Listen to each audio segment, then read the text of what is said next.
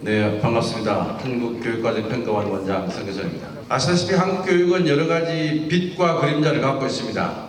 빛이라고 하면은 여러 가지 얘기를 할 수 있습니다. 한국 교육이 근대화의 어떤 그 근거가 되어서 국가 발전과 민주화의 중요한 지표가 됐다.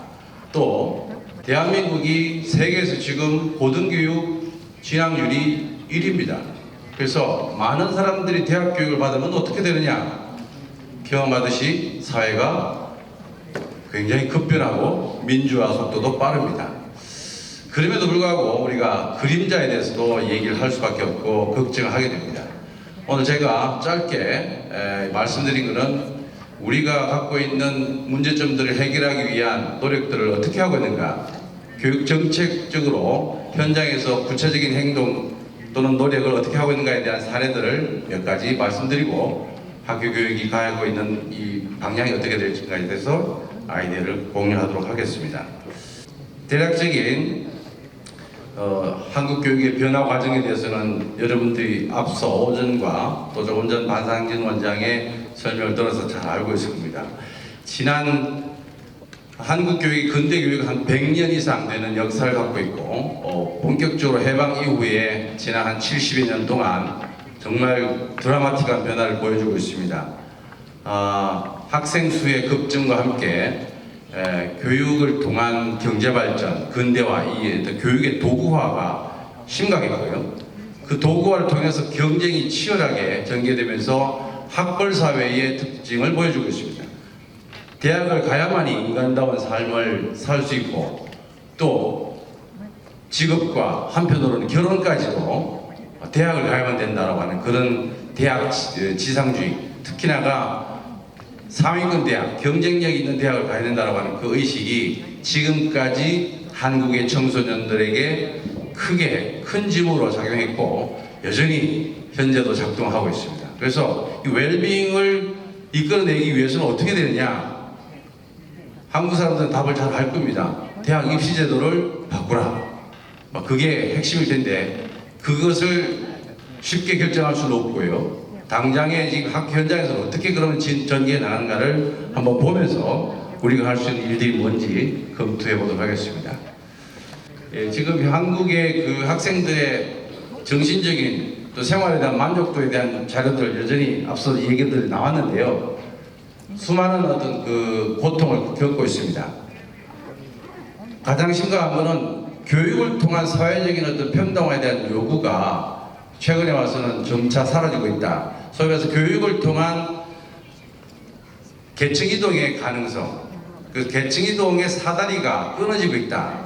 예전에는 교육을 통해서 우리가 계층적인 어떤 불평등을 그나마 완화하는 기회균등, 메리토크라시라고 하는 것을 기대했는데 이제 와서는 그게 안 된다. 그 좌절에 대한 분노들이 표출되고 있습니다. 그것을 개개인의 아이들이 여전히 어릴 때부터 경험하고 있고요. 그리고 학생들이 그런 과도한 경쟁 때문에 적어도 자신의 어떤 삶에 대한 고민이나 친구 관계나 정말 성장하면서 겪게 되는 그런 것들에 대해서 외면되는 것에 대한 스트레스가 심하고요. 그 다음에 친구들도, 교실에 있는 친구들도 경쟁자가 되는 그러한 교육 문화 속에서 최근에는 은둔형 외톨이라든지 수많은 그 심리적인 어떤 그 문제들이 일어나고 있다는 걸 우리가 여러 가지 지표를 통해서 알고 있습니다. 여하튼 한국의 학생들은 불행하다. 공부는 제일 잘하는데 삶의 만족도와 효능감이나 자존감은 최하위다. 이게 피사 결과가 우리한테 보여주는 어떤 결과들입니다. 자, 그럼 우리는 뭘 어떻게 해야 되느냐? 학생들의 진로와 적성에 대한 개발을 해줘야 되고 자기 선택권에 대한 존중을 해줘야 됩니다. 앞서 우리가 아동 청소년 교육문화 권리 선언을 오전에 발표한 걸 봤습니다. 굉장히 저는 좀 감동적이었는데요. 자기결정권, 참여, 건강, 환경, 평등 굉장히 좋은, 그리고 우리한테 해결해야 될 그런 중요한 주제들을 던져준 것 같습니다. 여하튼 지금 현장에서 이러한 학생들의 진로와 선택권을 강화하기 위한 그런 정책들이 있을 수 있고요. 두 번째는 학생들의 그 역량들을 제고할 수 있는 교육과정, 평가, 교수학습 혁신 이것이 어떻게 되는가를 살펴볼 것 같습니다. 세 번째는 최근 달입니다. 지난 10년입니다. 10년 동안에 한국 교육의 변화는 상당히 놀라울 만한 변화들이 있습니다. 단지 피사와 같은 이런 테스트에서 드러나는 것이 아니라 우리 내부적으로 17개 시도 교육청 단위에서 지방자치단체에서 또 학교 단위에서 일어났던 혁신학교 정책, 학교를 바꾸겠다는, 현장을 바꾸겠다는 그런 노력들이 현재 지금 1700개 정도의 혁신학교로 성장해서 단위학교의 변화를 이끌어 나가고 있습니다. 그리고 꿈의 학교라든지 꿈의 대학이나 오디세이 학교라든지 다양한 형태의 학교 실험들이 일어나서 이제는 단지 실험 단계를 넘어서서 굉장히 대안적인 어떤 새로운 형태의 미래형 학교가 현실적으로 작동하고 있다는 것을 그렇게 보여드리도록 하겠습니다. 네 번째는 이런 그 체육이나 미술이나 이런 예술이나 이런 활동들이 학생들의 정신적인 건강 정진에 어떤 영향을 주는지에 대해서도 알아보도록 하겠습니다.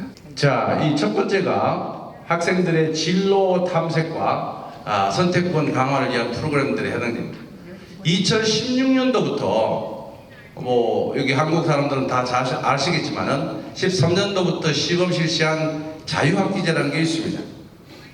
2016년도부터 전면 실시하는데요. 중학생 대상이고 시험이 없는 학기 또는 학년이 시작됩니다. 학생들의 참여형 수업이 강조되고 다양한 특기적성이나 이런 활동들을 학교에서 프로그램을 통해서 제공하는 그야말로 경쟁에서 벗어나서 자기를 탐색할 수 있는 하나의 학기 또는 1년 단위를 설정해서 학생들에게 미래에 대한 설계를 할 수 있는 기회를 제공하겠다. 그런 것이 현재 제도화되어 있습니다. 2025년도에 지금은 아직도 미래형이지만은 보교 학점제 내년에는 마이스터부터 적용이 시작되는데요. 고등학교 단계에서 그러니까 중학교와 초등학교의 경우에는 혁신학교와 같은 학교 변화, 이 자유학기제를 통한 변화 충분히 그 현재의 어떤 문제점들을 극복할 수 있는 대안이 될 수 있는데 고등학교 단계, 그러니까 대학 입시를 목전에 둔 고등학교 단계에서는 아무리 이전 초, 중 등 학교의 학교 변화가 유의미하더라도 고등학교 단계에 와서는 다시 시험 중심의 입시 위주의 교육으로 환원되는 그 문제를 해결하기 위해서 고등학교 단계에서 학생들에게 교과 선택권을 부여하는 고교 학점제를 기획을 하고 있습니다. 이런 것들이 기존의 산업화 형태의 교육에서 점차 학생들이 참여하고 학생들의 생각과 진로 적성을 강조하는 그런 교육으로 가겠다는 게 현재 우리의 중요한 어떤 그 포인트가 될 것 같습니다. 그 다음에 교육과정과 이 교수학습에 대한 변화를 볼 수 있습니다. 사실 제가 평가 원장 오기 전에 한 3년을 경기도 교육청의 연수원장을 했었습니다. 그걸 통해서 저는 많은 분들이 학교 현장의 변화에 대해서 매우 부정적이고 비판적인 시각을 갖고 있었는데 생각이 조금 바뀌었습니다. 우리 교사들의 그 열정과 그 노력이 상당히 지금 그 가속화되고 있을 뿐만 아니라 그 전문성 향상을 위한 다양한 프로그램들이 진행되고 있습니다. 그래서 교사가 이 교육개혁의 대상이 아니라 주체자로서 전문성 향상을 위한 노력들을 정말 밤잠을 설치면서도 하고 있는 그런 노력들을 옆에서 보면서 응원하고 희망을 갖게 되었습니다. 교사들의 전문적 학습 공동체가 확산되고 있고요. 교수평 일체화라고 해서 교육과정, 수업, 평가가 일체화되는, 그러니까 결과 중심의 평가가 아니라 학생들과 교육과정을 같이 재구성하고 동료 교사들과 함께 고민하고 학생 참여형 수업을 실시하고 그 결과, 그 과정과 결과 이 모든 것을 교육과정의 목표에 따라서 평가해 나가는 정말 문서로서의 교육과정이 아니라 교사가 전문가로서 교육과정을 해석하고 그것을 새롭게 자기 학급에서 구현해 나가는 그 노력들이 굉장히 활성화돼서 일어나고 있다는 걸 보여주고 있고요. 또 전국의 그 교사들에게 그것이 확대되고 있는 것을 보면서 우리의 현장은 그렇게 부정적이진 않다. 저는 앞서 말씀드린 것처럼 한국 교육의 빛과 그림자라고 했다면은 저는 최근에 그런 가능성과 희망을 더 많이 보고 있고 우리 교육에 한국 교육이 희망을 갖고 있다라고 저는 감히 자부심을 가질 수 있다고 봅니다. 그러한 학생 중심의 교육과정 운영을 위한 현장의 변화들을 저희들은 사실은 오늘 오신 여러 외국 손님들에게도 상세히 말씀드리고 싶은데 시간 관계상 뭐 그렇지 못하더라도 한국 교육이 항상 비관적인 모습만 갖고 있는 게 아니라 세계 교육 변화의 리더 역할을 충분히 할 수 있는 노력들을 현재 기울이고 있다고 말씀드리고 싶습니다. 여기 보면 왼쪽에 이노베이션 스쿨이라고 되어 있습니다. 제가 참고로 한 2년 전에 미국의 ARA 교육학회를 갔는데 거기에서 이 사례를 발표했습니다. 이노베이션 스쿨, 이노버티브 스쿨. 이게 뭐냐? 민주적으로 학교를 운영하고 창의적으로 교육과정을 재구성하고 윤리적인 공동체 역할을 하고 전문적 학습 공동체를 구성하는 그런 학교다. 별로 감동이 없습니다. 왜 없냐 보니까 영어로 표현해 보니까 학교가 가야 할 마땅한 방향을 영어로 표현해 보니까 가망이 없을 수밖에 없습니다. 학교 가야 될 하나의 기본 틀이 그건데 외국에서 OECD 선진국에서는 다 그렇게 하고 있는데 한국에서 조금 속도가 늦었다 그런 느낌을 받았는데요.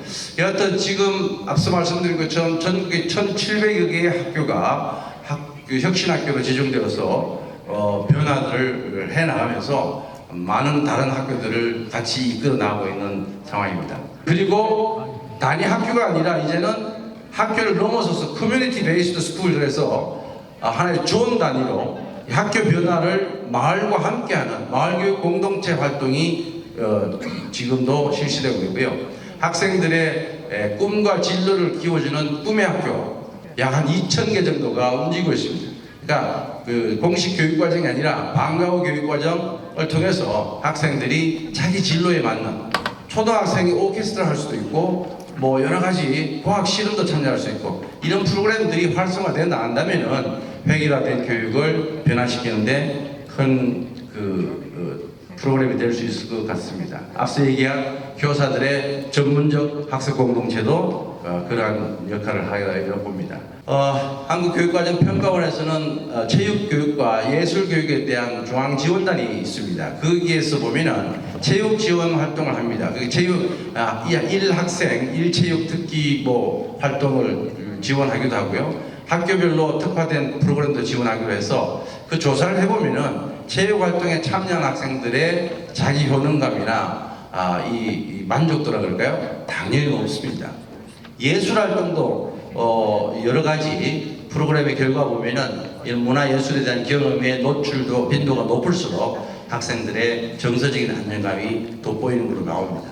앞으로 단지 주지 교육이 아니라 이런 다양한 이 웰빙에 관련된 프로그램들을 교육과정에 포함시키기도 하고 다양한 활동으로 개발해 나간다면은 충분히 우리가 변화하는 사회가 요구하는 그러한 교육을 학교 현장에서 실시해 나갈 수 있다고 봅니다. 네, 그래서 교육이라고 하는 것이 그냥 고립되어 있는 학교 안에서만 일하는 것이 아니라 다양한 사회 변화와 함께 호흡해야 되고 그러한 세계 변화와 함께 호흡해야 된다면은 한국 교육이 지금 하고 있는 길은 저는 옳다고 보고요. 단지 이제 입시가 좀 문제가 있긴 하죠. 역시 많은 분들의 고민을 통해서 이러한 학교 변화와 현장 변화를 견인해 나갈 수 있는 교육 혁신을 함께 후원할 수 있는 그런 제도로 점진적인 개편이 된다면은 우리가 미래 사회를 좀 더 행복하게 맞이해 나갈 수 있다라고 생각합니다. 네, 경청해 주셔서 감사합니다.